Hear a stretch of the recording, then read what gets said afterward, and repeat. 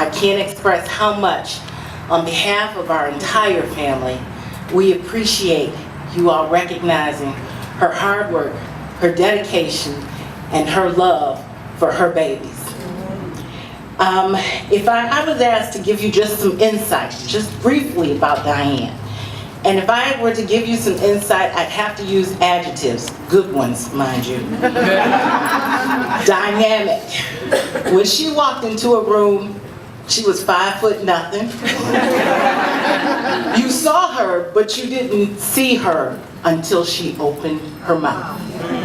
When Diane opened her mouth, it was like everyone stopped and listened. That's how she was raised at home. At home, we had to stop and listen. Because our mother told us, she is the oldest of 7. She is like your second mother, and you will do what she says. She was intelligent. She knew her ABCs and 1, 2, 3s and numbers and colors before she was potty trained. She was the smartest person I knew, and she read everything, especially when it concerned her babies. She was nurturing. I would say nurturing because she had 18 years on me. So she was like my mother. And we go out and people say, "Is this your daughter?" And I said, "Yeah." She was headstrong. And for those of you who knew her, you know exactly what I'm talking about. She had her own mascot. Any office that she ever had, any classroom she ever taught in, she always had a unicorn. That's right. That unicorn had a face of a billy goat and the tail and body of a lion. A lot of people think it's a horse. That unicorn represented her strength and her determination to fight as an advocate for her babies. She was proud and she was fierce. She definitely inherited every single one of those traits from our parents, but the passion came from a unique situation. For those of you who knew Diane, you knew about our brother Edward. Edward was born with a learning disability back in 1954. My parents' only option at that time was to place him in an institution. That was the only alternative at that time.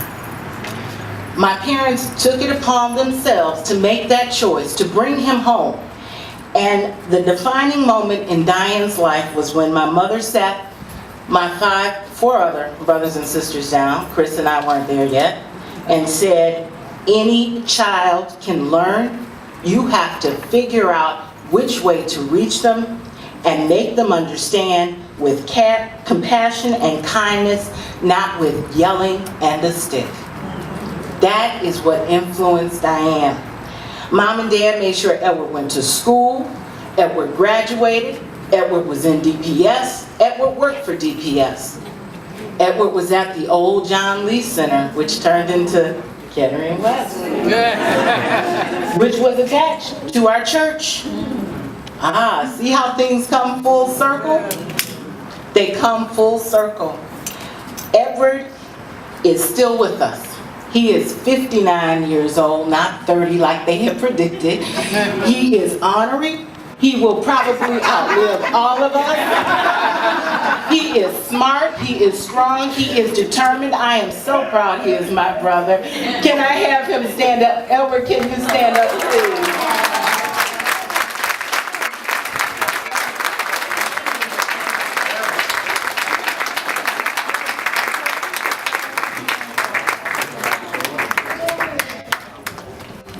Okay, now for the rest of us who are still here, there were 7 of us.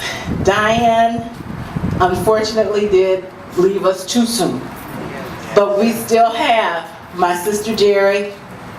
Go ahead, stand up. My sister, my brother, my brother David and Christopher, my husband Louis, my nephews Paul and Donald in the back, and our newest additions, Lena and LJ.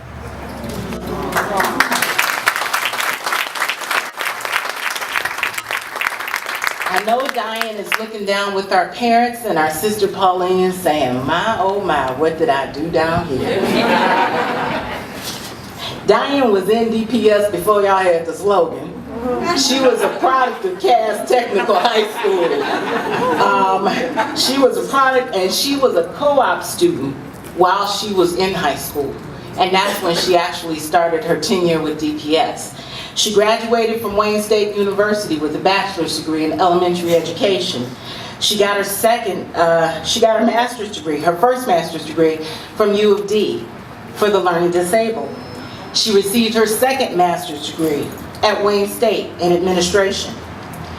She took lots of certifications and lots of classes. She was a classroom teacher, a teacher consultant, the placement administrator for areas A and E. And my funny story would be, I'd call and I'd say, "Hello, may I speak to Diann Banks-Williamson, please?" And the secretary who would answer the phone would take a minute and say, "Diane?" And I said, "No, this is her sister Loreen." It was then, when she was the placement administrator for areas A and E, that she was asked by DPS to become the supervisor of the cognitively impaired. She was a professor also at that time at Wayne State University.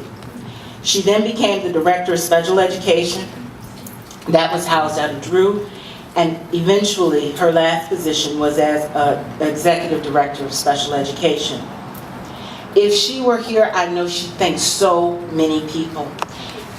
Definitely the people that would be on her list, and I know that there are so many people here that she would personally thank and hug, would be her first supervisor, and that would be Andrea Bronson, Dr. Ingrid Draper, Dr. Sally Matthews, and Dr. Alethea Kimbrough.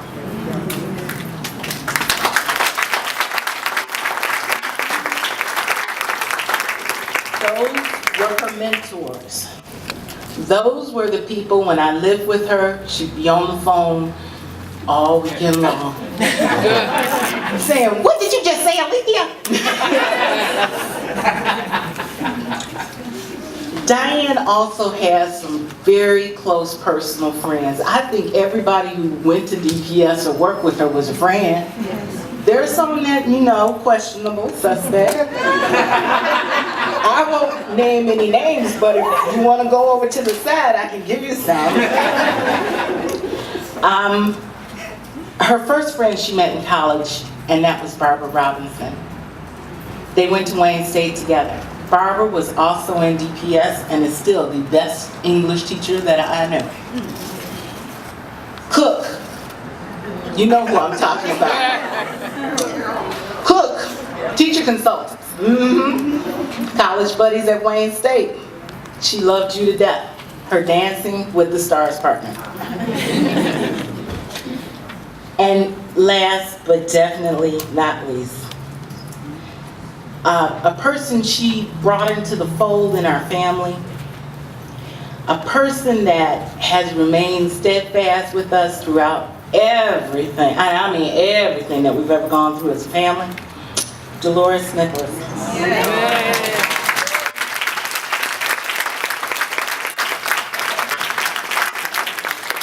They were inseparable. They were smart, and that was Batman and Robin. The dynamic duo. Superman and Iron Man. Diane was Iron Man. She had a bad knee. We all know that Diane retired due to health reasons in 2009. I want you to know that she was phenomenal that last year of her life. She could walk without a cane. She had 2 knee replacements. She could walk without a cane. She would be so pleased to see that there was a parking lot and a bench. And for those of you who knew, she suffered with asthma and breathing problems and allergy problems, and she knew if she suffered with it, her baby suffered with it. This facility is just a blessing. Those last few months, Diane passed away unexpectedly. Those last few months of her life, we did not know. She became more than a sister to me. She was a guide, a mentor, a light, a beacon. She gave me the best parenting advice because I waited until I was old to become a mama. She would come over to my house every day, take care of my daughter, and even on the last day when she was in the hospital, we didn't know it was her last day because she was excited, she was happy, we thought she was coming home. She gave me some of the best advice in my entire life, and I am so proud that I took it. She told me, Loreen, Lo is what she called me, step away from corporate America and go home to raise your kid. Your babies need you. Your babies need you. Teach them the alphabet. Teach them their numbers. Read to them. Love them. Hug them. They need you. I said, but Diane, she said, step away. Money can be made. Money can be made. You don't need the money. You need for them to be loved. Lena was named after Diane. She shares her middle name. And yes, she knows her ABCs, her 1, 2, 3s, her numbers and her colors, and she knows she is not completely potty trained, but we're working on it. Diane accomplished so much in her career, and what she accomplished in her career, I hope will influence the children of this center as well as the educators. Thank you so much on behalf of the family.